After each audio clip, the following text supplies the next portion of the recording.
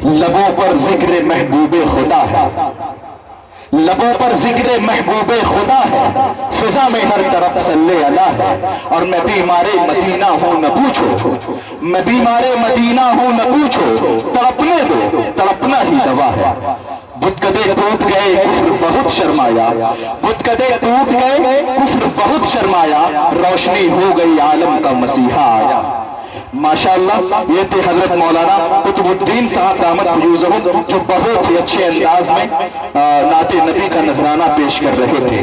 عزیز ساتھیوں، جو لوگ اپنی باہر ٹہل رہے ہیں وہ پنڈال گاہ میں تشریف لائیں، اسٹیج پر تشریف فرما علماء کرام، خصوصاً آج کے اس جلسے کی صدارت فرما رہے استاذ الاساتذہ حضرت مولانا اقبال احمد صاحب فائق قاسمی، میرے استاذ حضرت مولانا اقرار احمد صاحب اور حضرت مولانا شرف الدین صاحب۔ ماشاءاللہ مجھے سب کا نام معلوم ہے لیکن ایک ایک کا نام لینا تھوڑا سا مشکل ہے، میں بس اتنا کہوں گا، بجھتے ہوئے چراغ فروزہ کریں گے ہم، بجھتے ہوئے چراغ فروزہ کریں گے ہم، تم آئے ہو تو جشن چراغا کریں گے ہم۔ ماشاءاللہ مولانا عرفان صاحب قاسمی دامت فیوزہم بھی تشریف لا چکے ہیں۔ عزیز ساتھیوں،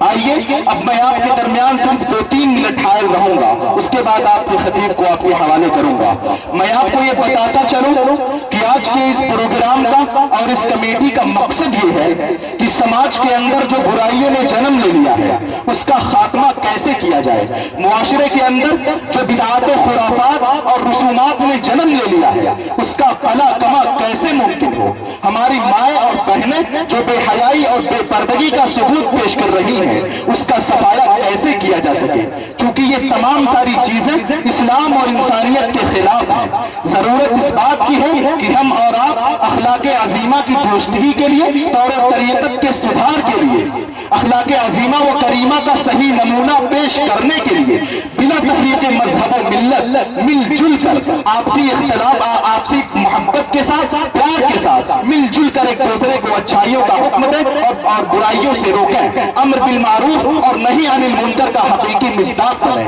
جو بھی نفرت کی ہے دیوار گرا کر دیکھو، جو بھی نفرت کی ہے دیوار گرا کر دیکھو، دوستی کی بھی ذرا رسم نبھا کر دیکھو، اور گہرا ملتا ہے، کتنا سکھ ملتا ہے معلوم نہیں ہے تم کو، اپنے دشمن کو کلیجے سے لگا کر دیکھو۔ عزیز ساتھیوں، آپ کو بولنا پڑے گا، آپ کو ٹوکنا پڑے گا، اچھائیوں کی آپ کو دعوت دینی پڑے گی۔ میں اس لیے زندہ ہوں کہ میں بول رہا ہوں، میں اس لیے زندہ ہوں کہ میں بول رہا ہوں، دنیا کسی گونگے کی کہانی نہیں سنتی۔ عزیز ساتھیوں، جب آپ اس طریقے کے کارناموں کو انجام دیں گے تو آپ مرنے کے بعد بھی لوگوں کے دلوں میں زندہ رہیں گے۔ میں موت سے بچنے کی ایک ترکیب بتاتا ہوں، موت سے بچنے کی ایک ترکیب ہے، موت سے بچنے کی ایک ترکیب ہے، دوسروں کے ذہن میں زندہ رہو۔ عزیز ساتھیوں، آپ روحانی جسمانی اعتبار سے تو دنیا سے چلے جائیں گے لیکن روحانی اعتبار سے، طرز و تکلم کے اعتبار سے آپ لوگوں کے درمیان زندہ رہیں گے۔ زندگی ایسی جیو کہ دشمنوں کو فخر ہو، زندگی ایسی جیو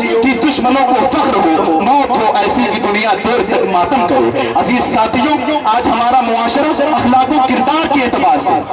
عقائد کے اعتبار سے، معاملات کے اعتبار سے، طرز و تکلم کے اعتبار سے، سیادت و قیادت کے اعتبار سے، صنعت و حرفت کے اعتبار سے، زناکاری کے اعتبار سے، عیاشی کے اعتبار سے، شراب نوشی کے اعتبار سے، اور ہماری مائیں اور بہنیں